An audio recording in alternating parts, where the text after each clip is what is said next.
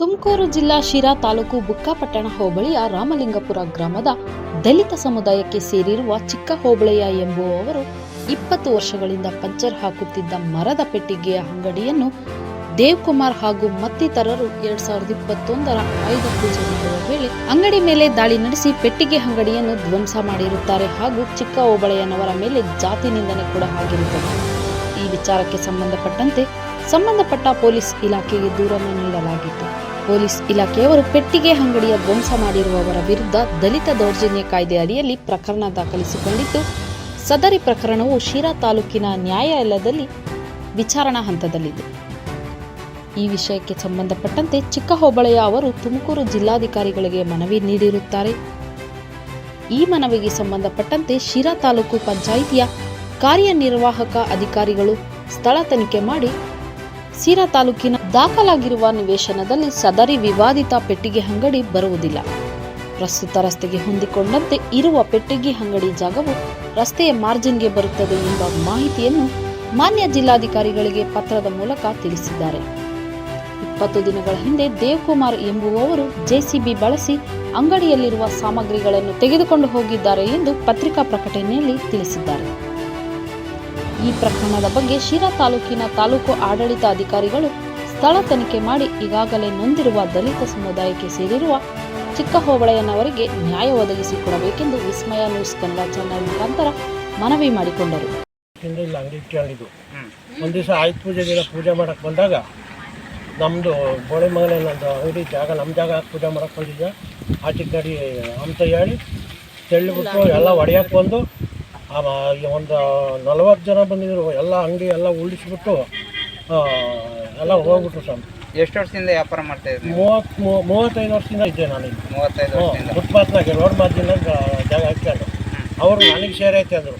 ಹಂಗೂ ಈಗ ಎಲ್ಲ ಕೊಟ್ಟವ್ರೆ, ಖಾಲಿ ಜಾಗ ಅದು ರೋಡ್ ಮಾರ್ಜಿನಿಗೆ ಸೇರುತ್ತೆ ಅಂತ. ಹಿಂಗೆ ಮಾಡಿ ನನ್ನ ಮಾದ್ಗ ಮೆಟ್ಟು ಪಾಪತ್ತು ನಡೆಯೋ ಆಚೆಗೆ ಬೋಳಿ ಮಗನೇ ಸತ್ತಿನ ಮಗನೇ ನೀನು ಮಾದ್ಗ ಇಲ್ಲಿ ಇರ್ಬಿಡ್ತು ನಮ್ಮ ಜಾಗದಾಗೆ ಅಂತ ಹೇಳಿ ಎಲ್ಲ ಹೊಡೆಯಕ್ಕೆ ಬಂದುಬಿಟ್ರು ಸ್ವಾಮಿ. ನಾವು ಅದೇ ಹೋಗ್ಬಿಟ್ಟು ತಿರ್ಗಿ ಹಂಗಾದ್ಮೇಲೆ ಈಗ 15 ದಿವಸದಾಗೆ ಬಂದು ನಾವೇನು ಸಾಮಾನು ಎತ್ತಿರಲಿಲ್ಲ. ಒಂದು 4 ಲಕ್ಷ ರೂಪಾಯಿ ಸಾಮಾನು ಇತ್ತು, ದುಡ್ಡು ಪಡ್ಡು ಎಲ್ಲ ಅದರೊಳಗೆ ಇತ್ತು.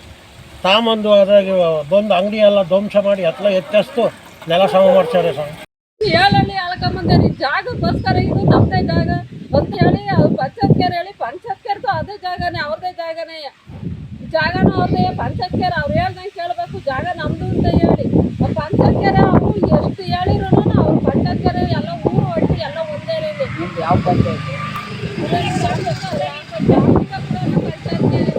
ಪಂಚಾಯತ್ ಜಾಗ ಕೊಟ್ಟರೆ ಅವ್ರು ಏನೇ ಮಾಡಿದ್ರು ಪಂಚಾಯತ್ ಗೌಡ್ರು ಬಿಟ್ಟು ಅವ್ರು ಏನೇ ಮಾಡಲ್ಲ.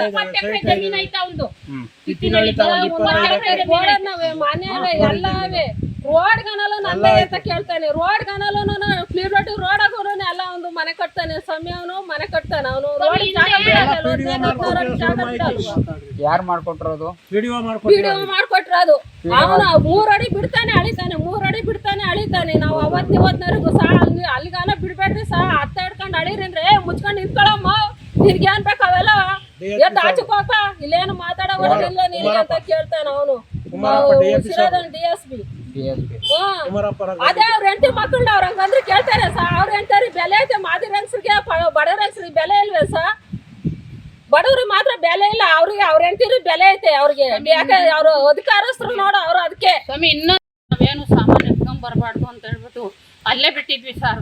ನಿನ್ನೆ ಅವನು ಕಡೆ ಶ್ರಾವಣ ಶನಿವಾರದ ದಿನ ಇದಕ್ಕೆ ದೇವಸ್ಥಾನಕ್ಕೆ ಹೋಗೋವತ್ತಿಗೆ ಬರೋವತ್ತಿಗೆ ಮಗ್ಳಿಗೆ ಇದನ್ನ ದೊಡ್ಡದ ವಿಟ ತಂದುಬಿಟ್ಟು ಅದನ್ನೆಲ್ಲ ತುಂಬಿ ಟ್ಯಾಕ್ಟ್ರಿಗೆ ಅದು ಎತ್ತು ಕಳ್ಸೇವನೋ ಏನು ಕತ್ತಿಯೋ ಗೊತ್ತಿಲ್ಲ, ಇಂಥದ್ದು ಹೋಯ್ತೆ ಅನ್ನೋದು ಗೊತ್ತಿಲ್ಲ. ಆ ಥರ ಮಾಡಿರು. ಹೋಗಿ ಕಂಪ್ಲೇಂಟ್ ಕೊಡೋವತ್ತಿಗೆ ಕೋರ್ಟ್ನ ನಡೀತೈತಮ್ಮ ನಡ್ಸಮ್ಮ, ನಾವೇನು ಮಾಡೋಕ್ಕಾಗಲ್ಲ, ಕೋರ್ಟ್ಗೆ ಹೋಗ್ರಿ ಅಂತ ಸರ್ಕಲ್ ಇನ್ಸ್ಪೆಕ್ಟರ್ ಹೇಳಿ. SP ಸಾಹೇಬ್ರ ಹತ್ರ ಹೋದ್ವಿ. SP ಸಾಹೇಬ್ರು ಹಿಂದೆ ಬರೋಬ್ಬರು ಕಳಿಸಿರು, ಹೋಗ್ರಿ ಸರ್ಕಲ್ ನಿಮಗೆ ನ್ಯಾಯ ಕೊಡ್ತಾರೆ ಅಂತ. ಸರ್ಕಲ್ ತಕ್ಕ ಬಂದರೆ ಅವರು ತುಂಬ ದೊಡ್ಡ ಅಮ್ಮ ನೀವು 2,000 ಕೊಟ್ಟಿದ್ದೀರಾ, ಅವ್ರು 10,000 ಕೊಟ್ಟವ್ರೆ, ನಿಮ್ಮ ಕೇಸು ಮುಳುಗೋಗ್ಬಿಟ್ಟೈತೆ, ಸುಮ್ಕೆ ಯಾಕೆ ಕೊಡ್ತೀಯ ಹೋಗಿ ನಡ್ಸಮ್ಮ ಅಂದ್ರು. ಯಾರು ಹೇಳಿದ್ದು ಹಂಗಂತ? ಸರ್ಕಲ್ಲೇ ಹೇಳಿರು. ಅದಕ್ಕೆ ಅದೇ ಬಂದ್ಬಿಟ್ಟೆ ನಾನು ಹುಡುಗನ್ ಕರ್ಕೊಂಡು. ಸರ್ ಇಷ್ಟೈತೆ, ನಮಗೆ ನ್ಯಾಯ ಸಿಗಬೇಕು, ಹೋಗಿರೋಂಥ ವಸ್ತು ಎಲ್ಲ ತೋರಿಸ್ಕೊಡ್ಬೇಕು ಸ್ವಾಮಿ. ನಿಮ್ಮನ್ನು ಕೇಳ್ಕೊಂತ ಇರೋದು ಇಷ್ಟೇನೆ. ನಾವು ಅನ್ಯಾಯ ಮಾಡಿಲ್ಲ, ಆದರೆ ಅವನು ದುಡ್ಡು ಹಚ್ತಾ ಬೇಕಾದಷ್ಟು ದುಡ್ಡು ಐತೆ, ಒಂದು ಮನೆ ಮಾರ್ತಾನೆ, ಹೊಲ ಮಾರ್ತಾನೆ, ಏನೇನು ಮಾಡಿ ಎಲ್ಲರಿಗೂ ಕುಡಿಯೋಕೆ ಕೊಡಿಸ್ತಾನೆ, ತಿನ್ನೋಕೆ ಕೊಡಿಸ್ತಾನೆ, ಎಲ್ಲರೂ ಗುಂಪು ಕಟ್ಕೊಂಡು ಬರ್ತಾನೆ ಸ್ವಾಮಿ. ಯಾವಾಗ ಏನು ಮಾಡ್ತಾನೋ ನನ್ನ ತಮ್ಮನ್ನ ಹೋಗ್ಬೇಕಾದ್ರೆ ಬರ್ಬೇಕಾದ್ರೆ ಮತ್ತು ಭಯ ಐತೆ ಸರ್. ಅದನ್ನ ದಯವಿಟ್ಟು ನೀವು ನ್ಯಾಯ ಕೊಡಬೇಕು ನಮಗೆ. ಅಷ್ಟು ಬಿಟ್ಟ ಮೇಲೆ ನಾವು ಇನ್ನೇನು ಹೇಳೋಕ್ಕಾಗಲ್ಲ ಸ್ವಾಮಿ. ವರದಿ ಅನಿಲ್ ತುಮಕೂರು.